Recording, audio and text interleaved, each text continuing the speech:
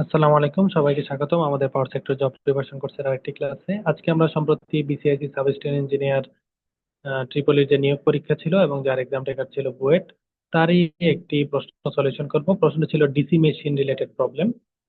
তো এই পরীক্ষাটি সম্প্রতি 2025 সালে বুয়েটে অনুষ্ঠিত হয়।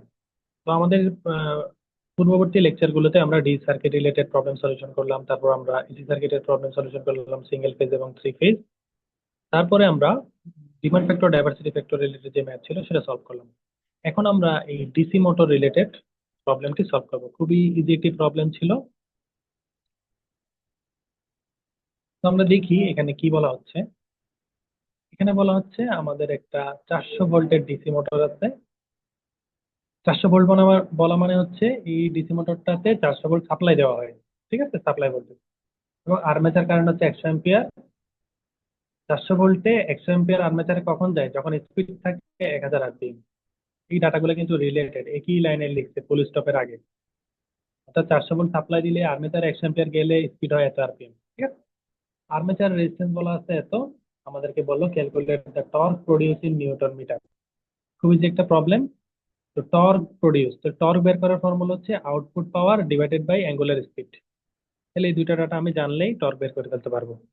আউটপুট পাওয়ার কিভাবে বের করবো? ডিসি মোটরের আউটপুট পাওয়ার হচ্ছে তার ব্যাক ইএমএফ এর সাথে আর্মেচার কারেন্টের গুণফল। তাহলে এখানে ব্যাক ইএমএফ কত আর এখানে আর্মেচারে কত কারেন্ট ফ্লো হচ্ছে, এই দুইটা গুণ করে দিলে আমি কি আউটপুট পাওয়ার পেয়ে যাব। আর এই যে অ্যাঙ্গুলার স্পিড, অ্যাঙ্গুলার স্পিডটা বের হবে এই যে তার আরপিএম আছে।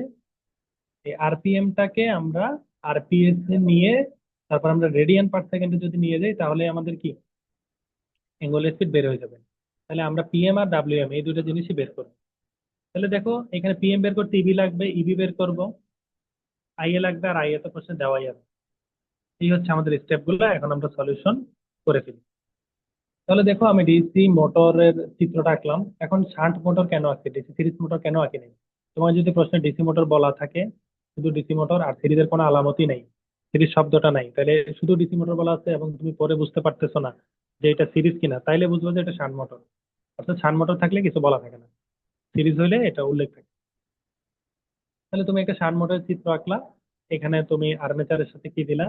আর্মেচার রেজিস্ট্যান্স, ব্যাক ইএমএফ এর ভোল্টেজ, এই ব্রাঞ্চ শেষ, আর শান্টে কি শান্ট ফিল্ডের রেজিস্ট্যান্স দিয়ে এই হচ্ছে তোমার ডিসি মোটর। এখন এই ডিসি মোটরের টার্মিনাল ভোল্টেজ আমি জানি, তাই না? 400 ভোল্ট। তো এই টার্মিনাল যে ভোল্টেজ, সেই ভোল্টেজটা এখানে আমি অ্যাপ্লাই করছি, তার মানে কি এখানেও আছে কত?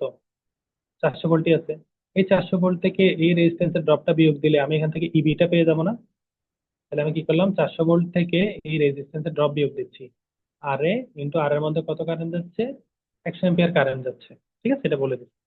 400 ভোল্ট থেকে এই ড্রপটা আমি বাদ দেওয়ার পরে আমি কি পেয়ে গেলাম? আমি আমার ইবিটা পেয়ে গেলাম। এখন আমার কি পিএম মানে হচ্ছে ইবি আইএ। তাহলে ইবি পেয়ে গেলাম, আইএ আইএ তো প্রশ্নে দেওয়া আছে, এই দুইটা গুণ করে দিয়ে আমি পাওয়ার পেয়ে গেলাম। তাহলে টর্ক বের করার আমার অর্ধেক কাজ শেষ। এখন ওমেগা এমটা বের করলে আমার টর্ক বের হয়ে যাবে। তো ওমেগা এম আমি কিভাবে বের করব? ওমেগা এম বের করার জন্য আমার স্পিড বলা আছে কত দেখো, 1000 আরপিএম। তো আরপিএম কে 60 দিয়ে ভাগ দিয়ে আরপিএস এ যায়, রেভলিউশন পার সেকেন্ড। আর রেভলিউশন পার সেকেন্ড থেকে আমরা যখন রেডিয়ান পার সেকেন্ডে যাব তখন 2 পাই দিয়ে গুণ করতে হবে, 2 পাই এন। ঠিক আছে, 2 পাই ইন্টু আরপিএস। তাহলে 2 পাই দিয়ে এই আরপিএস কে গুণ করার ফলে আমরা কই চলে গেলাম? অ্যাঙ্গুলার স্পিড রেডিয়ান পার সেকেন্ডে চলে গেলাম। তাহলে আমাদের কাজ শেষ। পিএম তো আগেই বের হয়ে গেছিল, এখন ওমেগা এম বের হয়ে গেছে। এই পিএম কে ওমেগা এম দিয়ে আমরা ভাগ দিয়ে দিলাম, আমরা টর্ক পেয়ে গেলাম।